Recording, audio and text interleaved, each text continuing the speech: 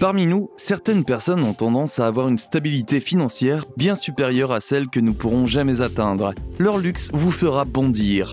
Leur goût en matière de consommation vous feront tomber la mâchoire et leurs normes vous feront remettre en question votre existence. Oui, nous parlons de milliardaires et si vous y réfléchissez, il y a beaucoup de choses à dire. Selon une étude récente, un milliardaire moyen ne dispose que de 1% de l'ensemble de ses revenus et de son épargne sous forme de liquidité. Cela signifie que si un milliardaire comme Jeff Bezos utilise sa carte de crédit, il ne sera pas surprenant de ne voir que quelques milliers de dollars sur son compte bancaire. Comment cela se fait-il? Rendez-vous à la fin de la vidéo pour le découvrir. C'est parti! Où les milliardaires gardent-ils leur argent? Une question extrêmement innocente. Pourquoi les milliardaires ne gardent-ils pas leur argent dans les banques, sous forme d'espèces, comme le ferait toute personne normale? C'est parce que cela pourrait les rendre extrêmement visibles et repérables pour les autorités et le gouvernement. Et pourquoi est-ce une mauvaise chose? Cela signifie qu'ils devront rendre des comptes pour chaque centime qu'ils ont sur leur compte bancaire. Ils devront payer des impôts et répondre au gouvernement de l'origine de leur argent. En plus de cela, le fait que si vous voulez réussir, vous devez investir votre argent à plusieurs endroits et le placer dans différents domaines est également extrêmement important. Jetez un coup d'œil à tous les milliardaires du monde. Pensez-vous que Bill Gates a investi dans une seule entreprise? Pensez-vous que Jeff Bezos a tout son argent en un seul endroit? Et pensez-vous vraiment que Tesla est la seule chose qui profite autant à Elon Musk? Il va sans dire que la vie est imprévisible. Si vous avez investi tout votre argent dans une seule entreprise et que soudain un événement malheureux se produit et que vous devez subir une grosse perte, cela signifie que tous vos investissements seront perdus. En revanche, si vous avez investi des parts relativement petites dans différentes entreprises, vous avez plus de chances de réussir. Comment? Par exemple, si vous investissez dans une entreprise et qu'après un certain temps, elle subit une perte importante, que pensez-vous qu'il adviendra de l'argent que vous avez investi? Vous le perdrez entièrement. D'un autre côté, si vous avez investi des montants relativement faibles dans différentes entreprises, les menaces telles que l'instabilité des affaires, la fluctuation de la valeur des devises et les mésaventures seraient très dommageables dans la vie réelle. Numéro 1. Est-ce surprenant? Une banque. Ils le gardent dans une banque. Mais la banque dans laquelle ils gardent leur argent est très différente de celle où nous gardons notre argent. Comment? Votre compte en banque peut contenir quelques milliers, voire 1 million. D'un autre côté, même si nous avons dit qu'un milliardaire moyen ne conserve qu'1% de ses revenus sous forme de liquidité, cela signifie que son compte en banque est aussi bien garni qu'il peut l'être, sans attirer une attention négative ou inutile qui pourrait le rendre responsable de chaque centime qu'il possède.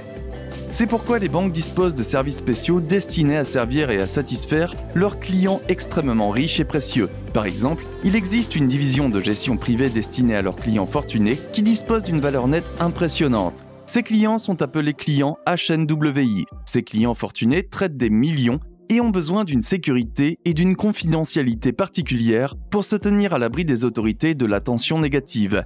Être un client fortuné a aussi ses petits avantages. Ces avantages n'ont peut-être pas d'importance pour eux, mais pour nous, citoyens ordinaires, ils ont une grande signification. Par exemple, si vous êtes un client fortuné qui a besoin d'une division de patrimoine privé, il va de soi que vous aurez votre conseiller, un gestionnaire qui s'occupera de vos affaires et d'autres avantages intéressants comme le fait de ne pas avoir à payer de chèques de banque ou de frais de virement bancaire. Cela peut ne pas sembler très intéressant pour quelqu'un qui est milliardaire, mais pour des gens comme nous, qui ne sont pas très riches, ces petits avantages sont très intéressants et géniaux. Ainsi, la banque peut être une bonne option pour les milliardaires pour garder leur argent, mais il y a un certain montant que vous pouvez mettre sur votre compte bancaire et ne pas attirer une attention inutile. Si vous ajoutez et retirez continuellement de gros montants, les gens commenceront à se méfier et vous risquez d'avoir des gros problèmes juridiques. La banque n'est pas toujours la meilleure option, mais quelle serait une bonne alternative? Jetons un coup d'œil à quelques milliardaires et à l'endroit où ils conservent leur argent afin de comprendre un peu mieux la situation.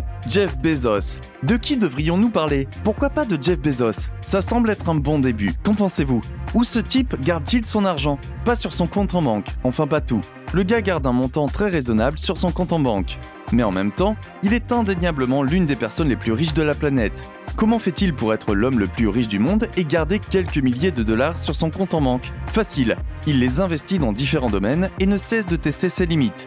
Par exemple, le magnat des affaires possède 3% des parts de Business Insider, et tout le monde sait à quel point ce site est populaire. Quoi que vous essayiez de chercher sur Google, ne soyez pas surpris si vous voyez Business Insider dans vos recommandations et résultats. Ce site web est extrêmement célèbre et raconte les histoires mondiales de la technologie, de la finance, des médias, des soins de santé et de la stratégie. En bref, Business Insider raconte tout sur tout. Et pour couronner le tout, l'un des hommes les plus riches de la planète possède 3% de ses parts.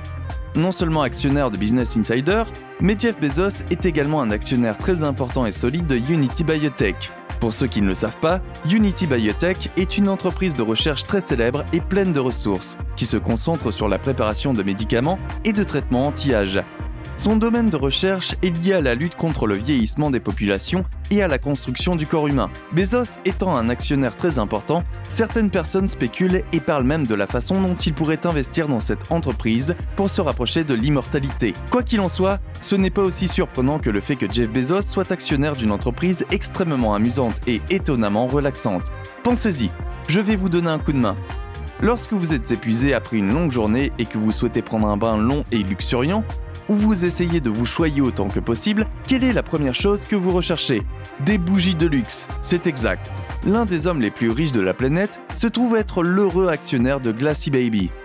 Ce type ne fabrique pas de bougies, il prépare plutôt les petits verres dans lesquels la cire des bougies est versée et refroidie. Comment oublier aussi les Airbnb appartenant à Jeff Bezos? Surtout quand ils coûtent 112 millions de dollars. Vous voyez, le compte en banque de ce type n'a peut-être que quelques milliers de dollars, mais cela ne veut pas dire qu'il n'est pas richissime.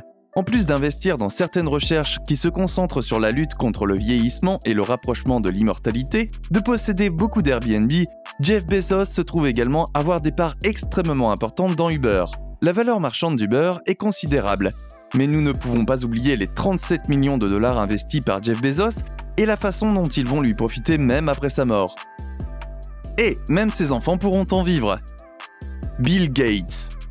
Parlons maintenant de notre prochain milliardaire extrêmement riche et intelligent. C'est exact, nous parlons de Bill Gates. Une petite différence entre Bill Gates et les autres milliardaires est que les autres investissent directement dans des entreprises et des recherches sous leur propre nom. En revanche, Bill Gates investit dans des entreprises, des recherches et bien d'autres choses encore par l'intermédiaire de sa fondation Bill et Melinda Gates. Tout le monde sait que Bill Gates n'est pas un homme très sophistiqué et qu'il aime être un homme ordinaire, mais personne ne peut ignorer les cris d'étonnement et les coups de gueule lorsque les gens ont appris que ses actions Berkshire Hathaway valaient 50 millions de dollars. Inutile de dire que cet investissement était extrêmement surprenant et impressionnant. Mais le prochain investissement majeur de Bill Gates pourrait vous choquer. Il a investi dans les ordures. Oui, mesdames et messieurs, les camions verts qui circulent dans votre quartier le matin ou le soir sont liés d'une manière ou d'une autre à l'un des hommes les plus riches de la planète. Mais pour être très honnête, cet investissement peut sembler un peu étrange, mais il est extrêmement impressionnant. Au lieu d'investir dans des choses extravagantes, luxueuses et hors de portée d'un homme ordinaire qui travaille de 9 à 5,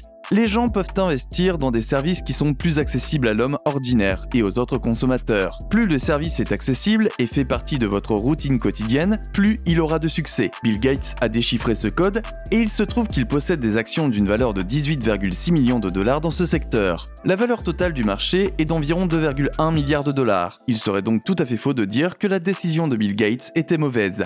Mark Zuckerberg. Notre prochain milliardaire, qui ne croit pas qu'il faut garder son argent à la banque et qui est plutôt innovant lorsqu'il s'agit de prendre soin de ses finances, n'est autre que Mark Zuckerberg. Les trolls ont beau se moquer du fondateur de Facebook, rien ne change le fait que sa valeur nette est de 116,1 milliards de dollars. Mais où garde-t-il son argent? Le dieu de Facebook aime apparemment investir dans la propriété ou l'immobilier. Tout le monde sait combien le marché de l'immobilier est volatile de temps à autre. Pourtant, ce n'est jamais une mauvaise idée d'investir dans l'immobilier. Surtout quand on gagne autant que Zuckerberg et qu'on veut rester à l'abri des regards indiscrets, loin des autorités et des impôts. Zuckerberg possède une propriété de 100 millions de dollars à Hawaï et une autre de 59 millions de dollars à Lake Tahoe. La liste ne s'arrête pas là puisque l'homme a investi son argent dans l'immobilier à travers les États-Unis.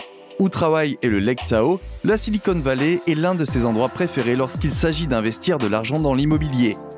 Et ce n'est pas comme si Mark Zuckerberg était le seul milliardaire à aimer investir dans l'immobilier. Contrairement à Bill Gates, connu pour ses choix et ses décisions décontractées, Jeff Bezos est lui aussi un grand fan de l'immobilier, ce qui lui vaut d'être le 25e propriétaire foncier au monde. Ainsi, en plus d'investir dans différentes entreprises, dans l'immobilier, dans des propriétés et dans divers projets, les milliardaires font de leur mieux pour conserver leur argent dispersé afin qu'il soit difficile de le détecter ou de subir une perte qui pourrait les mettre en faillite. Voilà les amis, c'est tout pour la vidéo d'aujourd'hui. Aujourd'hui, nous avons parlé de l'endroit où les milliardaires gardent leur argent et honnêtement, la réponse est partout. Vous vous êtes déjà demandé comment les PDG les plus riches voyagent? Cliquez sur cette vidéo juste à l'écran pour le découvrir. À la prochaine fois.